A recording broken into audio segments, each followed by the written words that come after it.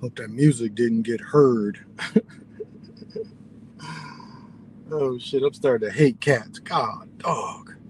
Man, I'm about to leave here and go get a damn lint brush. Cat brush. Dang, cat hairs every freaking where. Well, as I was saying yesterday, storm yesterday. Um, but now it's funny. I was in my house sweating. I was trying to meditate, and I have a longer sleeve shirt on and a t-shirt, of course. Gotta have a t-shirt. Hey, what's happening, Lobo? Thank you for joining. Derek, what's happening? What's happening? And but it's 8 above. I mean, it's cold as fuck. I mean, it really is cold, but it doesn't feel cold. Like I went to my therapy earlier.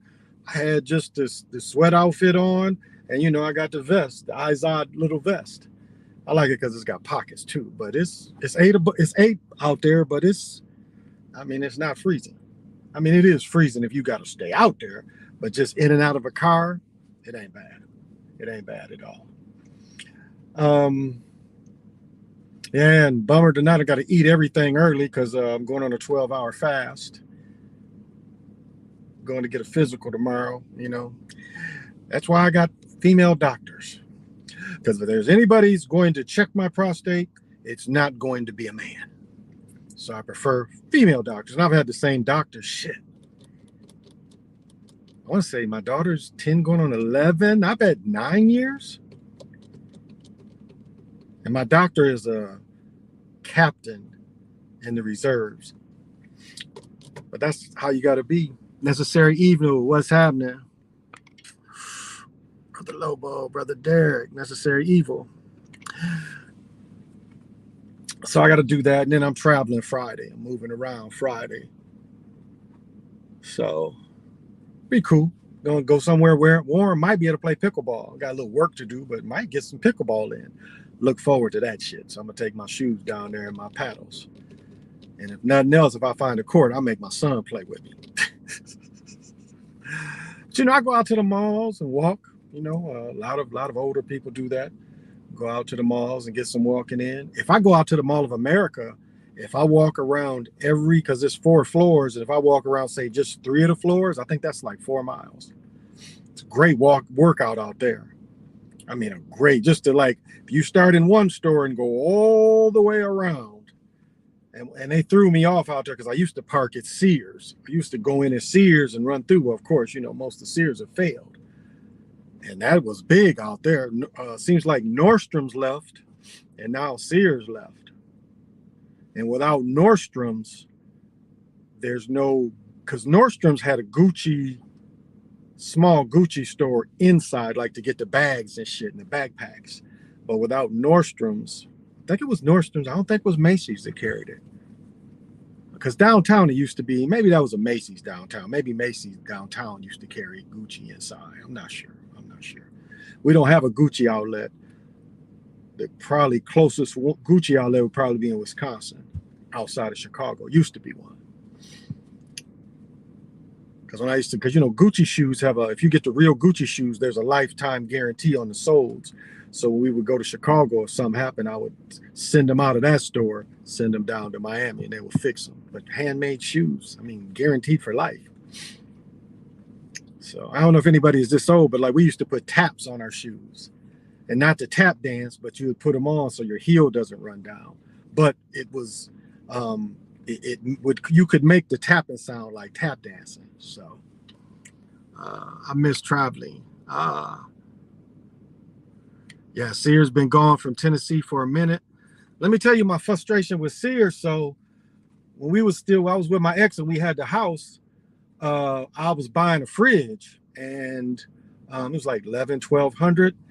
And I go to buy it, and we pick it. We find a dude, to check us out. He goes to check us out, and he says the goddamn computer don't work, and he can't check us out. Now, I had never been in a store that won't take your money. He was like, even if you had cash, their systems were shut down. And they were shut down 2-3 days. And by 6-7 days, he called me later. I was over it. I was like, yeah, I found another deal. But it was like, so you, and I think what Sears counted on their tools keeping them alive. I'm sure they did. Whereas I think Shaq invested in pennies, and pennies has picked way up. I mean, you go in there, look at their clothes are pretty decent. Somewhat pricey for like sports stuff, which I think is a little, but somewhat like Champion, Fila, Adidas, all that stuff is competitive to the other stores.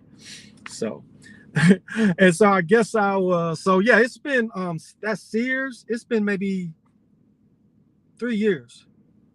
Shit, no, let me see. I've been in my apartment 5 years. So yeah, Sears closed. Yeah, maybe about 4 years ago. And the mall I just left today where I get my walking in, they had one in it too. And of course the Mall of America. But they cut all that parking out. You can't even park over there because really you could park over there and just walk down to the doors. But I used to like cutting through Sears. But I ain't been out there in a year. But let me get into this shit. So, yesterday I broadcast, took the girls home and drove to my local liquor store. And so I parked my car. Somebody's in the handicap, which is okay. Wasn't that many cars there. So I walk in, and two of the dudes who work at the liquor store, they've got George. They got a dude, George Floyd, pretty much. The dude was face down. They had cuffs on him, and maybe one dude was on his shoulder, and the other dude was in the back. And the dude was tall, and both the dudes who took him down wasn't that tall. And so I guess what happened is, so when you go into the store, they've got a cabinet. The other side of the cabinet is all the short dogs. And, probably the most expensive short dog you could grab is like maybe $30, for short dogs. And I guess this dude reached around and tried to grab one because I guess he was acting suspicious apparently. And so he reaches around and grabs a short dog and tries to dash out of the store. And they had tackled his ass because I kind of had to walk over the dude's head to get in. And they held him there, handcuffed until the police came. And what was funny, and let me tell you how lax police are. So he's crying and whining, talking about how hard he is. And I know the cops, because it's like 4 or 5 cops came. And it was like, I would have handled that shit by myself.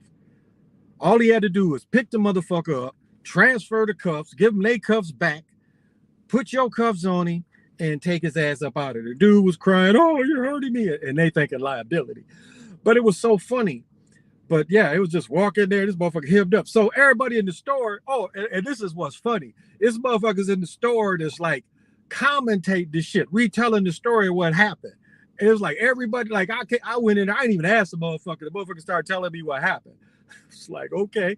Next motherfucker come behind me, he's telling. So he was like the store commentator and shit. He wasn't leaving anytime soon. He was watching the cops fuck with him. But dude was crying and whining. And he was about 6'2", 6'3", but he was skinny. But the shit was funny. It was really freaking funny the way they took him down. So everybody, like, had a couple people that got their drinks and was ready to go. And one dude was hesitating. He didn't really know what to do. And I was like, fuck this.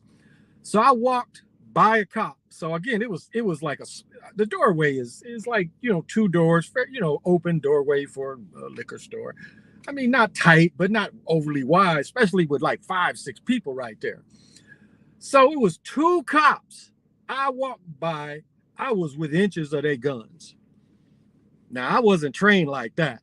If a motherfucker got that close to me, now he was watching the suspect. But I'm saying, like, how am I going to walk next to you and your gun is in arm reach of me? That makes no sense, and that is not tactical.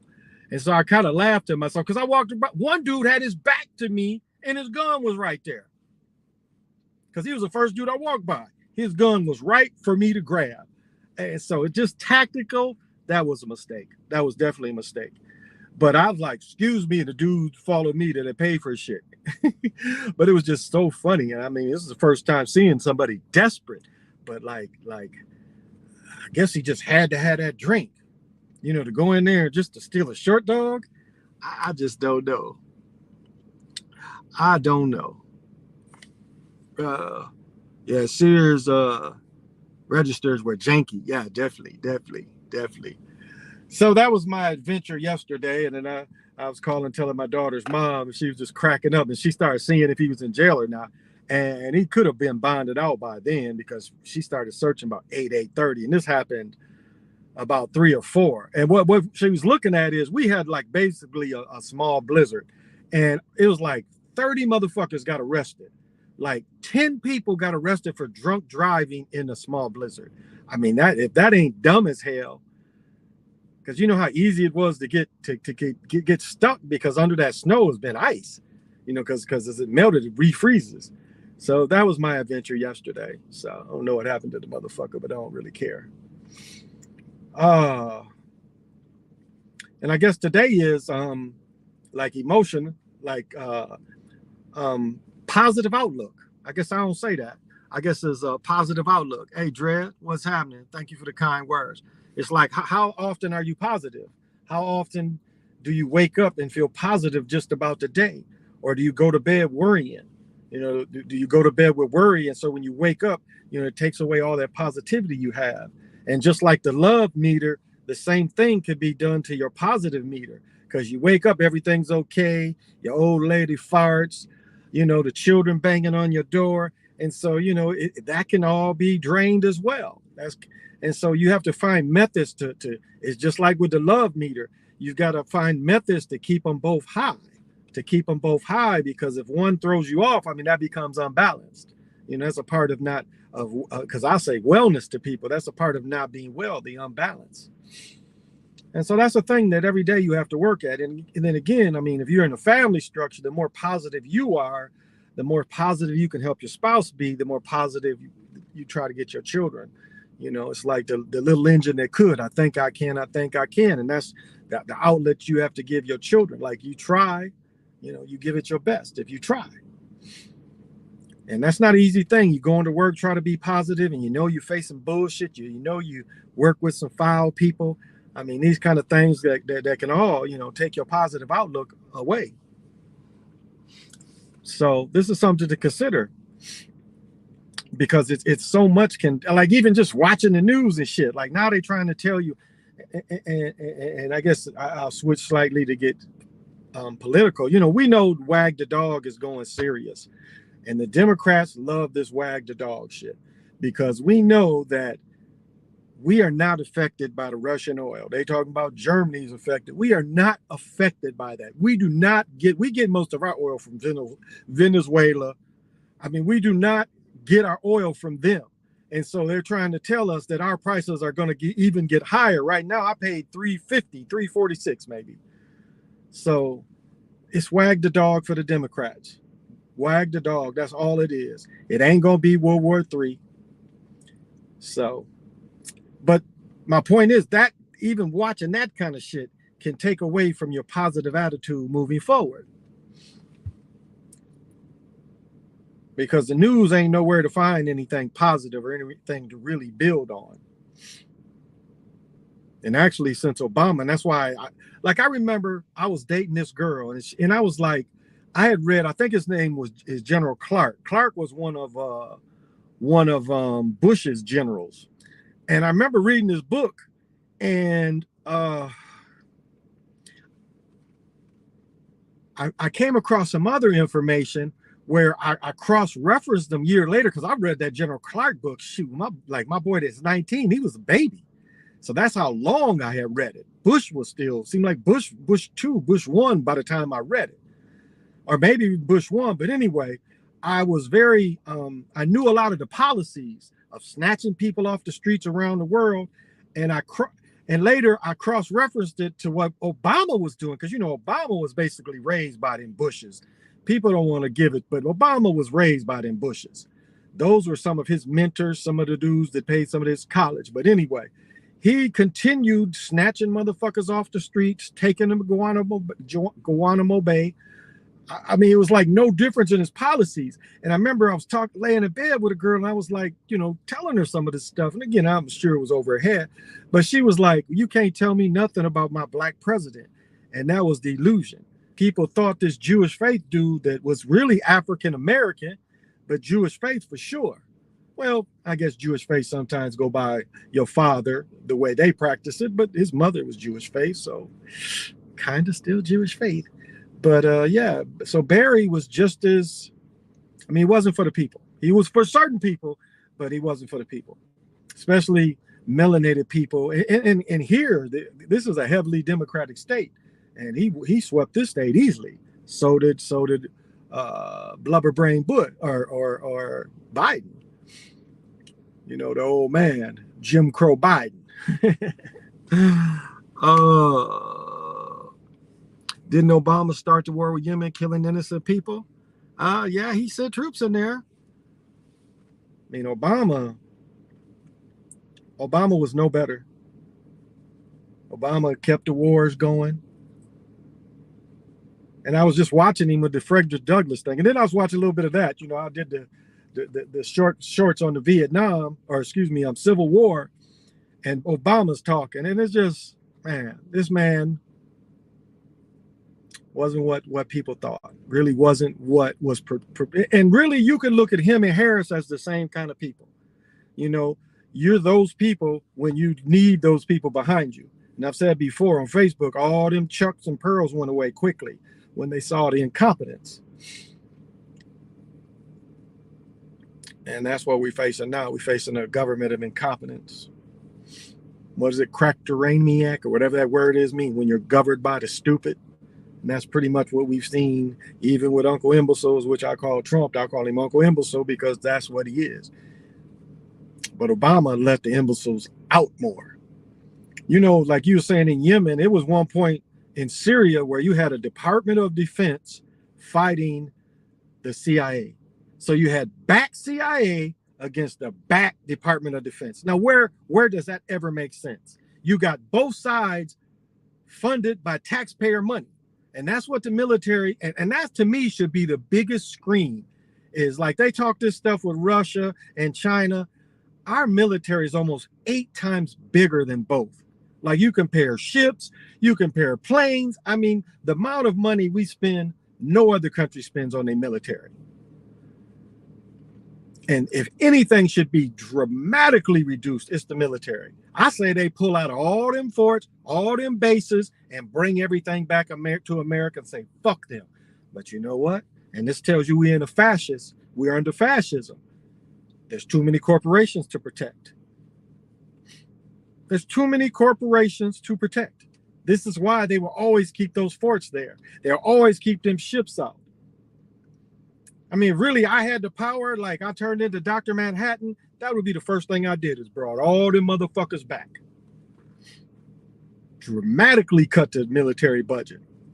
All you need is something functioning in America. That's all you really need the military for. You need the Coast Guard, you need to be in our waters, but that's it. That's it. You know, all the other countries, no, when you seen that shit fly, you know, you don't never see no Russian planes flying around here. You do not see these ships within miles of the American coast. That's all you need. You just need that. And that ain't naive. That's just saying what should be done. Countries ain't fucking with us like that. Like that Red Dawn shit. We be shooting the shit out these motherfuckers. What, they gonna blow up all the houses, all the properties? We ain't gonna them motherfuckers ain't gonna come over here. Because there's guns everywhere. And that is the push of the Democrats to take away the guns. It is so because at this point, we can fight back. Because ships and tanks don't fit everywhere. Now, of course, smart bombs and all that shit do. I saw somebody. Yes. Seems like Putin just wants more Ukraine land. I say, fuck them. If they can't stop him from taking it, fuck them. That's how. Yep. I agree. That's what I say. I say, fuck them over there. Ain't got nothing to do with us. Nothing to do with us. No way, no how. If he takes that shit, it ain't gonna affect us in no way, shape, or form. They want that shit so that'll help with their bases. That's all. They want to have a presence over there. That's really what the Iraq War was for. That's what this general, I think his name was King, said. He said the Iraq War was nothing about we need a presence over there in the Middle East. And that goes back to that shit, the end of times, where, you know, the evil person from those countries is going to be the one to start the end of the world. And I've said this before, and I've said this many times. The end of the world is the end of their control. That is what the end of the world means to them. That is what the shit wrote in the Bible is all about. It is the end of their control. And so they want to frighten you when they ain't in control anymore. They want to tell you if they ain't in control, we got to purge. That's what the purge message is. If they ain't in control and they let it happen, this is what's going to happen. You're going to be overrun in your homes unless you have all these security measures and you can afford all these measures. That's what the purge movies, they want you to be afraid of not having their being governed, not being policed. That is why lack of police presence. And like you can see, if you read these stories, you don't even need gematria. You read these fucking stories like here in Minneapolis, all these shootings here in Minneapolis, here in St. Paul. It was like a shooting, like they killed a boy 2-3 weeks ago. Like when they killed that other boy, when they did the no-knock warrant, they killed the boy that had, just because he had his gun. But the dude who did the shooting, but when they had the dude who I think the police killed, they had his funeral, or the person killed in St. Paul, I'm not sure which one. Somebody got killed at the funeral. Now, to me, that seems like police. I mean, really, it was somebody so mad, because we see this all over the country. We see it in Chicago. We see it in a lot of different cities. They'll have a vigil or they'll have the funeral and then people shooting up the funeral. Are there that many real beefs?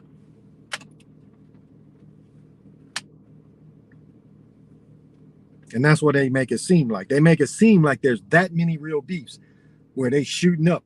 But I know police activity when I see it, and there's a lot of police activity going on in these neighborhoods.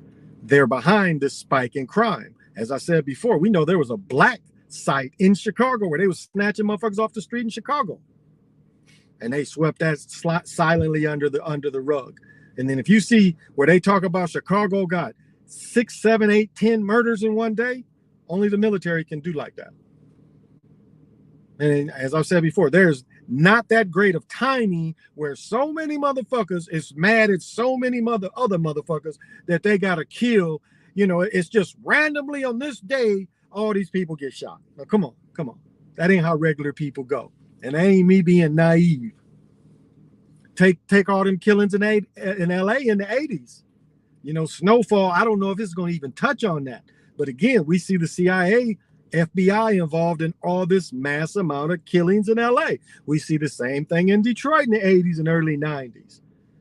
There's a show where they talk about this one dude was killed. But as I said, Nate was military. The one that more than likely talking about he was a bodyguard for Maserati Rick, when he more than likely was one of the killers of Maserati Rick. Set Maserati Rick up. But again, military backed.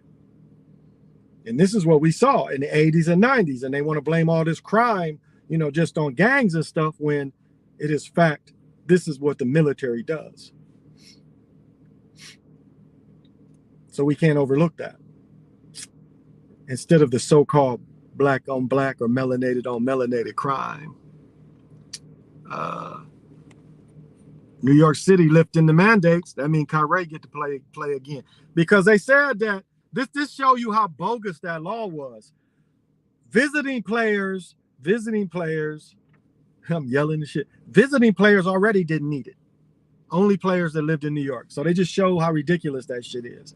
And ain't nothing changed. Like Trump said, the virus is going to disappear just as quick as it appeared. And I don't think we would have gotten the full lockdowns under Trump. I really don't. But don't know for sure. That's just speculation. So, but as I said before, it all goes back to, staying positive and not looking at some of this stuff and, taking care of yourself and being aware, be present. Because the universe speaks to those that are present. And it's almost the kind of thing where you have to just be agreeable to your surroundings. Maybe your car ain't the best. Maybe your house ain't the best. But it's like, more than likely, you do have enough. And so keep that in mind.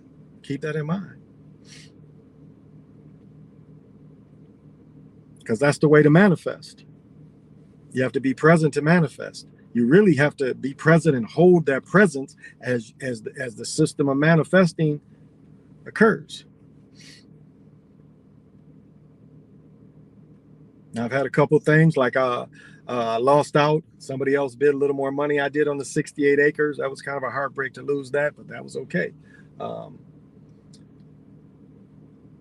It shows me that I can put together quite a bit. So it's like, well, I got places to fall back on and look at. So it's not all negative, because another place might be more of what I need when it comes to the long run. So it's you just never know. You never know. You know, one disappointment can open up something else. So that's all. She got a Kirk Cousin jersey on. I don't think I'd ever wear Kirk Cousin. Ah, you're back, huh? Adam Silver was damage controlling. Absolutely. Infections down by 90 cents. Already down by 90 cents. Wow. Oh, very kind. I'm glad you're back, brother. You got back, and I'm about to travel tomorrow. Well, Friday, or early Friday morning. I'm traveling for a few days, so I'm not sure. I know I won't be doing anything. I'm gonna do the Chocolate Mountain show at midnight tonight. Then tomorrow, then going into Friday, probably won't broadcast until Saturday when I get to my destination, possibly, or maybe Friday night. I'm not sure. Have to see how it goes. But yeah, it's cold here, but not unbearable compared to yesterday. Oh, but the dude was screaming. They had broke down, but it was funny walking to that liquor store and seeing this motherfucker. Now, keep in mind, yesterday again we had a blizzard, and so everybody coming in, got snow on their feet, and there's a mat there, and this motherfucker face down in this wet mat. The shit was kind of funny. Because it's like that was the last thing. Because like I saw my man I know at the store, and he was kneeling. I'm like, oh shit, he's kneeling on the motherfucker back. Like, shut up until the cops get here. They was kind of like, slamming him a little bit. That shit was kind of funny. It was kind of funny. But damn, go through all that just to steal a short dog. That makes no sense. Just makes no sense. Guess he couldn't, he just might have been a flaming alcoholic and was like, I gotta have that short dog. Oh, Mr. Lamborghini leg lock. What's happening? Was it a hoax? I think it was a hoax. I do. It was a money grab. It was definitely a money grab. I mean, look at all the pharmaceutical companies. Look at Pfizer. I mean, Pfizer, again, is the most heavily penalized company in the world. I briefly worked in Michigan. It was called Upjohn's. If you remember old kale pectate that helped upset stomachs, that was by Upjohn's. They invented that shit. Upjohn got bought by, I think, Paragon, and from Paragon, Pfizer. Well, the minis are here. Look for me on the Chocolate Mountain show. Chocolate Mountain. And till we meet again. What do we say next? Till we meet again, what is it? I'm on at 12:30. Say less.